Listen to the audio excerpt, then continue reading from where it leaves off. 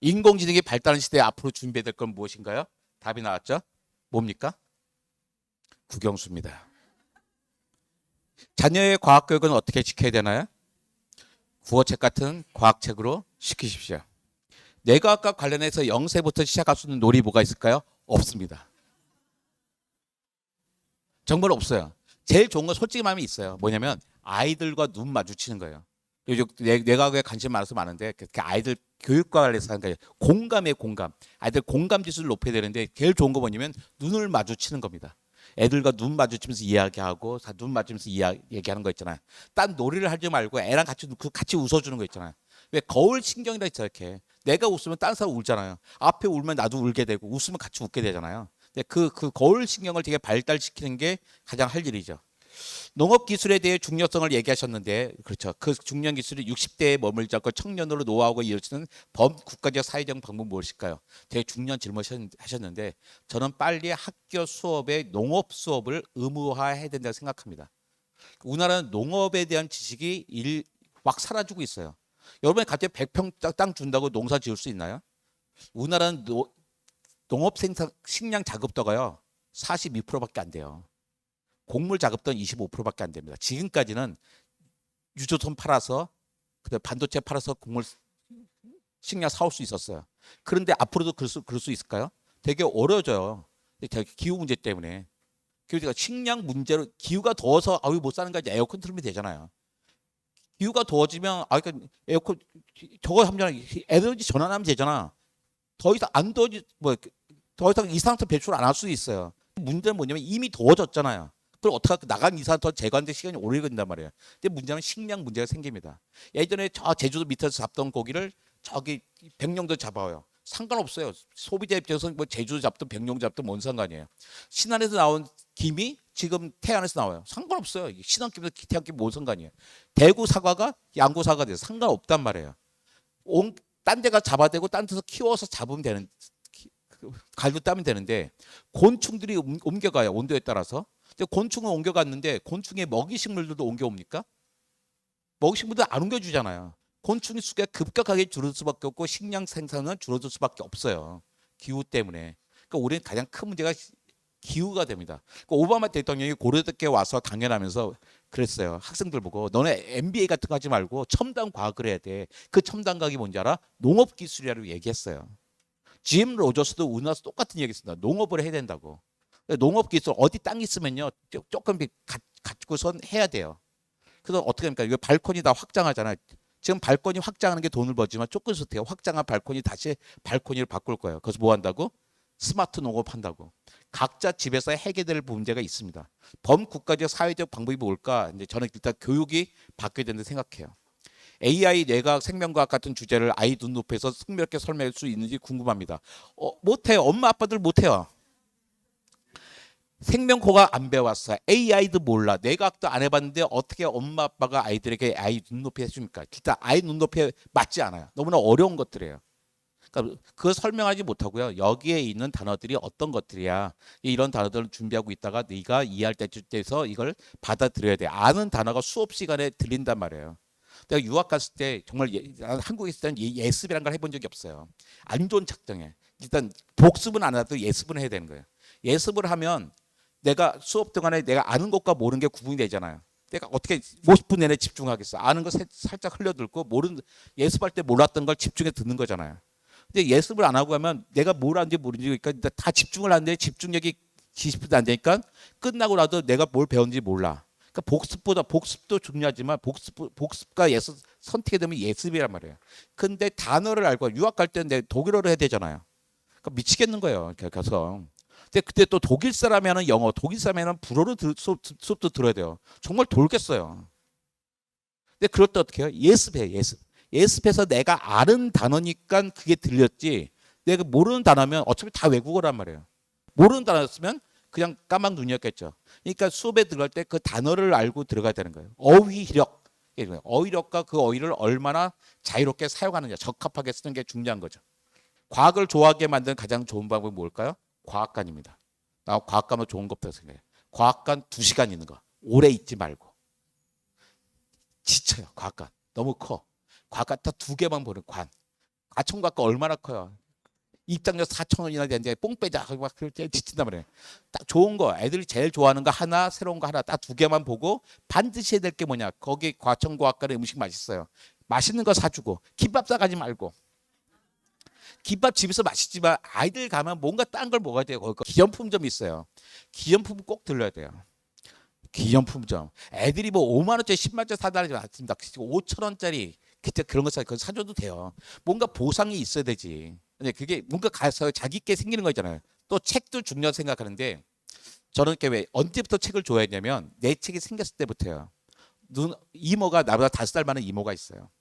이모가 저한테 책을 처음에 꽃들에게 희망이라는 책을 딱 선물했어요. 처음으로 내 책을 갖게 된 거예요. 근데 도서관의 책, 딴 책이 아니라 내 책을 갖게 되니까 너무 좋더라고요. 근데 그때부터 어떻게 내 책을 늘리고 싶은 거야. 늘릴 수 있는 방법이 뭐냐? 책 비싸잖아요. 그때 삼중당 문고라고 있어요. 150원짜리 책. 지금은 없어요. 요만한 손바닥만한 책이 있었거든요. 150원이 딱 150원. 버스 몇 번 타면 될 액수였어요.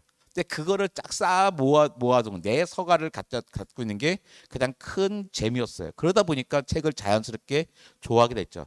과학을 좋아하게 되면 뭐냐? 문학을 좋아하게 되면 과학 좋아하게 됩니다. 일단 책을 재밌게 읽을 수 있어요. 그러니까 문학으로 시작해야 돼요. 사람이 AI로부터 보호받는 조치는 어떻게 가능할까? AI로부터 무슨 피해받고 있는 게 계십니까? AI 때문에 피해받은 건 별로 없는 것 같고요. 근데 AI가 날 못 살게 굴 것 같아? 그러면 코드를 뽑아야죠. 농담처럼 이제 중요한 얘기했어요. AI를 사람을 못 살게 할 경우가 생겨요. 어떤 경우냐면 AI가 누구의 개인의 소유가 됐을 때 아마존의 소유가 있다. 오픈 AI가 AI의 주인공이야. 네이버가 주인이야. 그렇게 되면요. 우리는 그들에게 지배를 받을 수밖에 없어요.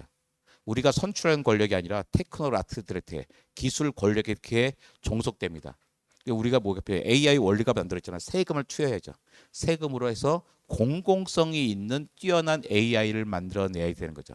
자, 배민 잘 썼잖아요. 배민 때문에 얼마나 힘들어요. 근데 공공 앱들 만들잖아요. 그 기술이 있으니까. 공공 앱으로 해가지고 사람들로 파는 사람이 사는 사람이 편해지잖아요. 배민의 지배를 받으면 안 되는 거죠. 한국 기업도 아니에요. 독일 기업입니다, 지금.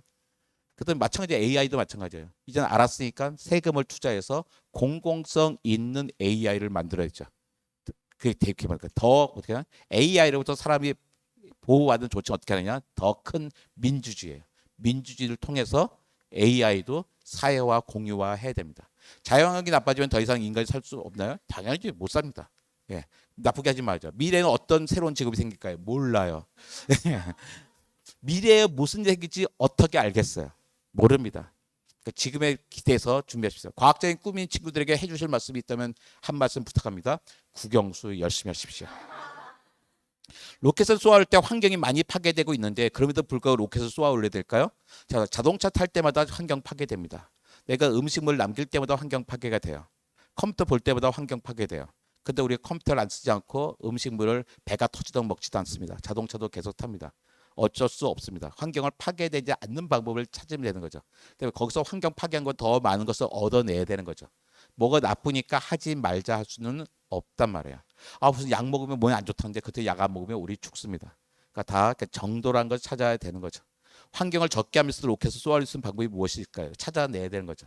이것도 이산화탄소를 발생시키지 않은 또 다른 연료들을 찾아내야 되는 겁니다. 그 길로 갈 것 같아요. 제일 좋은 건 수소죠. 수소 같은 거 쓰면 될 거다. 우리가 할 수 있는 것들은. 예. 이 정도가 여러분이 사전에 줬던 질문이었던 것 같습니다. 제 어머니가 맨날 그 저 스트레스 때문에 맨날 저 때문에 흰머리 생긴다고 하는데 그것도 스트레스 때문인가요? 흰머리요? 네. 예. 네? 흰머리는 나 때문에 생길 수 있어요. 주름살은 아닌데 엄마 흰머리는 용연이 때문에 생길 수 있어요. 아까 말씀하셨던 그 과학을 단어를 설명해 주는 책 말씀을 예. 주셨잖아요. 근데 저희 아이가 5학년인데 교과서 단어가 좀 어렵다고 예. 느끼거든요. 그럴 경우에는 이제 그런 과학 단어 같은 거를 좀 따로 이 넥스트 레벨 책 말고 할 수 있는 방법이 또 있을까요? 아니 뭐 대부분의 과학책이 비슷한 생각해요. 이제 과학책도 원리 설명하기 이런 거 말고 그러니까 그런 거 글쎄요. 그냥 유튜브도 괜찮다 생각합니다. 유튜브에 보면 토막토막으로 어떻게 보여주는 것들이 있잖아요. 그래서 난 너무 유튜브 이렇게 뭐 못 보게 할 필요는 없는 것 같아요. 그냥. 못 보게 한다고 안 보는 것도 아니고 저는 사실 유튜브 안 봤어요. 유튜브에 보면 저 엄청나게 많거든요. 이제 전 유튜브가 많이 나오지만 유튜브는 보지 않아요. 그러니까 저한테 악플 달아봐야 아무 소용도 없었어요. 근데 이제 12월 3일 무슨 일이 알잖아요. 12월 3일부터 유튜브를 봐야 했어요. 걱정이 돼서 이제 다양하게 보죠. 근데 유튜브가 되게 좋더라고요.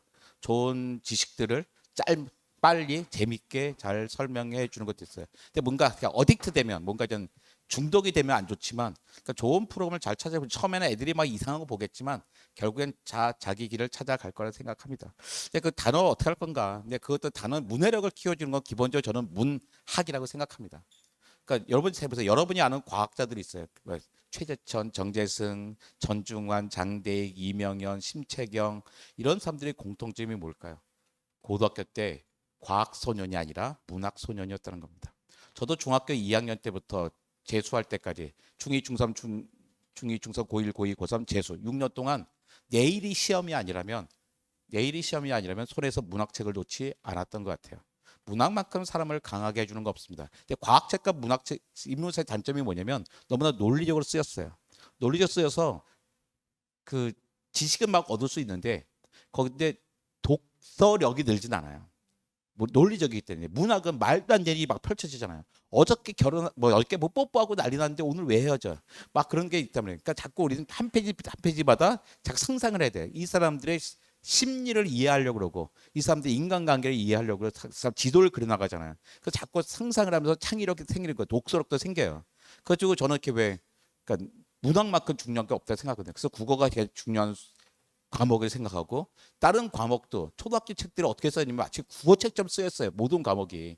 그러니까 우리가 초등학생들 그러니까 독서를 같이 할 때도 엄마 아빠들은 다 자기는 학교 다닐 때 어떻게 해요? 그러니까 문학책 받고 읽고 성장했으면서 자기 다 잊어버리고 애들한테 자 인문서 과학서만 주려고 그러는데 그러지 않으셔도 된다고 생각해요. 그러니까 비율을 정해야죠. 난 10권이다 그러면 10권 중에 6권은 난 당연히 소설이 되고 생각해요.